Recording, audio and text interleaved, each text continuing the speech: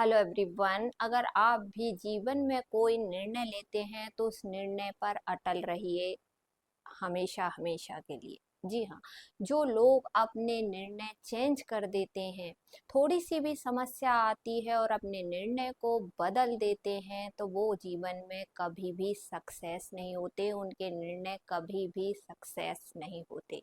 इसके लिए मैं आपको छोटे छोटे उदाहरण से समझाऊंगी कि आपने अपने जीवन में जो भी निर्णय लिया है, प्रबल इच्छा शक्ति के साथ सबसे पहले आपने आपने निर्णय लेना है। और जो भी निर्णय आपने ले लिया है, उस निर्णय में आपने अपनी सारी एनर्जी डाल देना है, अपना जीवन डाल देना है, पूरी तरीके से उस निर्णय में समर्पित हो जाना है, तब आपका निर्णय सफल होता है। कितनी ही विपरीत परिस्थिति आपके जीवन में आती है, परंतु आपने वो निर्णय कभी भी नहीं बदलना है। इसके लिए सबसे अच्छा उदाहरण एकलव्य का है। एकलव्य को कौन नहीं जानता। एकलव्य ने मन के अंदर एक निर्णय लिया था धनुर्विद्या सीखने का। इसके लिए वो गुरु द्रोणाचार्य के पास में जाता है। गुरु द्रोणाचार्य जो है कौरव और पांडव के गुरु होते हैं, उसे सूद पुत्र कहकर भगा देते हैं। लेकिन उसने कहीं ना कहीं ये मन में ठान रखी थी कि उसे धनुर्विद्या सीखनी ही है।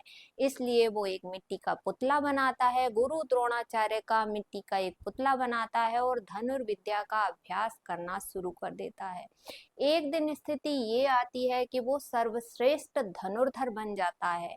तभी वहां से द्रोणाचार्य गुजरते हैं। द्रोणाचार्य मूर्ति देखते हैं, खुद की मूर्ति देखते हैं, और वो जाते हैं और वो एकलव्य से पूछते हैं कि भाई तुमने इतनी अच्छी धनुर्विद्या कैसे सीख ली। जब वो बोलता है कि गुरुजी मैंने ही आपको गुरु बना लिया, आपका ये मिट्टी का पुतला बनाया और धनुर्विद्या का अभ्यास करना शुरू कर दिया, तो मैं धनुर्विद्या सीख चुका हूँ। खैर ये बात अलग है कि गुरु द्रोणाचार्य ने गुरु दक्षिणा में एकलव्य से अंगूठा ले लिया था, परंतु एकलव्य ने इस बात को सिद्ध कर दिया कि उसने धनुर्विद्या में अपना पूरा जीवन लगा दिया था, अपनी पूरी ऊर्जा लगा दी थी, अपनी पूरी शक्ति लगा दी थी, अपना पूरा समर्पण लगा दिया था।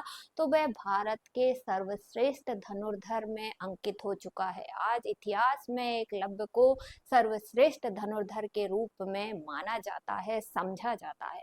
दूसरे उदाहरण की तरफ चलते हैं कि आचार्य चाणक्य। जी हाँ, कौटिल्य को कौन नहीं जानता। विष्णुगुप्त जिनका ओरिजिनल नाम था, आचार्य कौटिल्य जो थे तक्षशिला के एक साधारण से शिक्षक थे, परंतु उन्होंने ठान लिया था कि वह मगध से नंद वंश का अंत करेंगे और मौर्य साम्राज्य की स्थापना करेंगे। इसके लिए उन्होंने पूरा जीवन दे दिया, बहुत ज्यादा प्रयास किया, प्रयत्न किया, कर्म किया, बार बार हार का सामना किया, लेकिन फिर भी एक दिन उन्होंने नंद वंश का अंत किया और मौर्य साम्राज्य की स्थापना करी।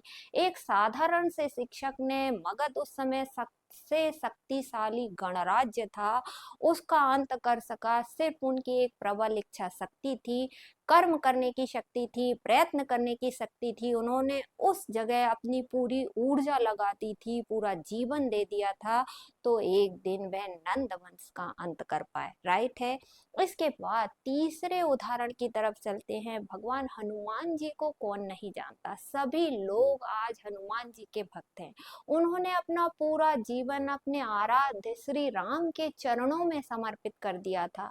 तो आज हालत ये है कि उनके आराध्य श्री राम की तुलना में हनुमान जी के भक्त ज्यादा हैं। तो इसका रीजन क्या है। इसका रीजन सिर्फ यही है कि उन्होंने अपना पूरा जीवन, अपनी पूरी ऊर्जा, अपना पूरा समर्पण श्री राम के चरणों में दे दिया था। तो आज हनुमान जी की जो पूजा आराधना साधना है, राम से ज्यादा करी जाती है।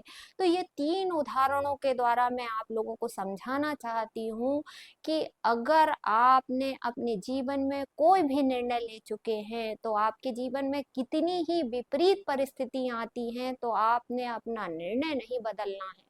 उसके लिए कर्म करना है, कर्म भी इस तरीके से करना है, प्रयत्न करना है, हर तरीके से कर्म करना है, सारी ऊर्जा आपने वहां पे लगा देना है, अपना जीवन लगा देना है, पूरी तरीके से उस निर्णय में समर्पित हो जाइए, तो 100% आपका लिया हुआ निर्णय सफल हो जाएगा।